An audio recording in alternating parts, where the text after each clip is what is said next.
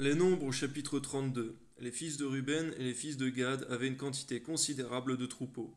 Et ils virent que le pays de Jaézer et le pays de Galad étaient un lieu propre pour les troupeaux. Alors les fils de Gad et les fils de Ruben vinrent auprès de Moïse, du sacrificateur Éléazar et des princes de l'assemblée, et ils leur dirent: Ataroth, Dibon, Jaézer, Nimra, Esbon, Éléalé, Sébam, Nebo et Béon, ce pays que l'Éternel a frappé devant l'assemblée d'Israël est un lieu propre pour des troupeaux, et tes serviteurs ont des troupeaux. Ils ajoutèrent: Si nous avons trouvé grâce à tes yeux, que la possession de ce pays soit accordée à tes serviteurs, et ne nous fais point passer par le Jourdain. Moïse répondit aux fils de Gad et aux fils de Ruben: Vos frères iront-ils à la guerre, et vous, resterez-vous ici? Pourquoi voulez-vous décourager les enfants d'Israël de passer dans le pays que l'Éternel leur donne? Ainsi firent vos pères quand je les envoyai de Kadès Barnéa pour examiner le pays.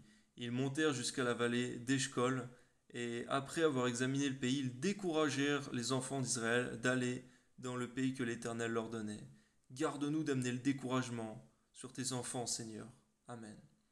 La colère de l'Éternel s'enflamma ce jour-là, et il jura en disant: Ces hommes qui sont montés d'Égypte depuis l'âge de 20 ans et au-dessus ne verront point le pays que j'ai juré de donner à Abraham, à Isaac et à Jacob, car ils n'ont pas suivi pleinement ma voie, excepté Caleb, fils de Jéphuné, le Kénizien, et Josué, fils de Nun, qui ont pleinement suivi la voie de l'Éternel.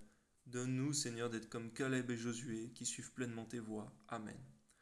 La colère de l'Éternel s'enflamma contre Israël et les fit errer dans le désert pendant 40 années, jusqu'à l'anéantissement de toute la génération qui avait fait le mal aux yeux de l'Éternel. Et voici, vous prenez la place de vos pères comme des rejetons d'hommes pécheurs, pour rendre la colère de l'Éternel encore plus ardente contre Israël. Car si vous vous détournez de lui, il continuera de laisser Israël au désert, et vous causerez la perte de tout ce peuple. Ils s'approchèrent de Moïse et ils dirent: Nous construirons ici des parcs pour nos troupeaux et des villes pour nos petits-enfants. Puis nous nous équiperons en hâte pour marcher devant les enfants d'Israël jusqu'à ce que nous ayons introduit dans le lieu qui leur est destiné. Et nos petits-enfants demeureront dans les villes fortes à cause des habitants du pays. Nous ne retournerons point dans nos maisons avant que les enfants d'Israël aient pris possession chacun de son héritage. Et nous ne posséderons rien avec eux de l'autre côté du Jourdain, ni plus loin, puisque nous aurons notre héritage de ce côté-ci du Jourdain à l'Orient. Moïse leur dit: Si vous faites cela, si vous vous armez pour combattre devant l'Éternel, si tous ceux de vous qui s'armeront passent le Jourdain devant l'Éternel jusqu'à ce qu'il ait chassé ses ennemis loin de sa face, et si vous revenez seulement après que le pays aura été soumis devant l'Éternel, vous serez alors sans reproche vis-à-vis de l'Éternel et vis-à-vis d'Israël, et cette contrée-ci sera votre propriété devant l'Éternel. Mais si vous ne faites point ainsi, vous pécherez contre l'Éternel. Sentez votre péché quand il vous atteindra. Construisez des villes pour vos petits-enfants et des parcs pour vos troupeaux, et faites ce que votre bouche a déclaré. Les fils de Gad et les fils de Ruben dirent à Moïse: Tes serviteurs feront ce que mon Seigneur ordonne. Nos petits-enfants, nos femmes, nos troupeaux et tout notre bétail resteront dans les villes de Galaad, et tes serviteurs, tous armés pour la guerre, iront combattre devant l'Éternel, comme dit mon Seigneur.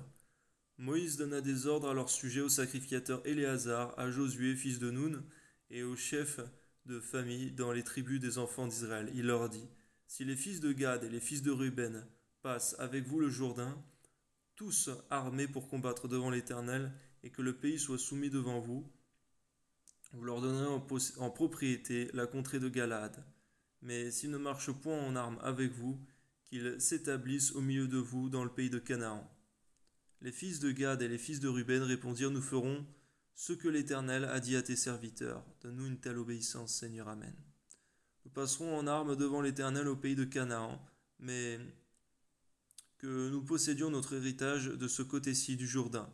Moïse donna aux fils de Gad et aux fils de Ruben, et à la moitié de la tribu de Manassé, fils de Joseph, le royaume de Sion, roi des Amoréens, et le royaume de Og, roi de Basan. Le pays avec ses villes, avec les territoires des villes du pays tout alentour. Les fils de Gad bâtirent Dibon, Ataroth, Aroer, Atroth, Shophan, Jaézer, Jogeba, Beth Nimra et Beth Haran, villes fortes, et ils firent des parcs pour les troupeaux. Les fils de Ruben bâtirent Hesbon, Éléalé et Kirjataïm, Nebo et Balméon, dont les noms furent changés, et Sibma, et ils donnèrent les noms aux villes qu'ils bâtirent.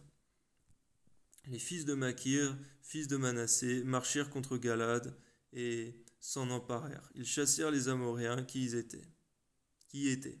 Moïse donna Galad à Makir, fils de Manassé, qui s'y établit. Jaïr, fils de Manassé, se mit en marche, prit les bourgs et les appela bourgs de Jaïr.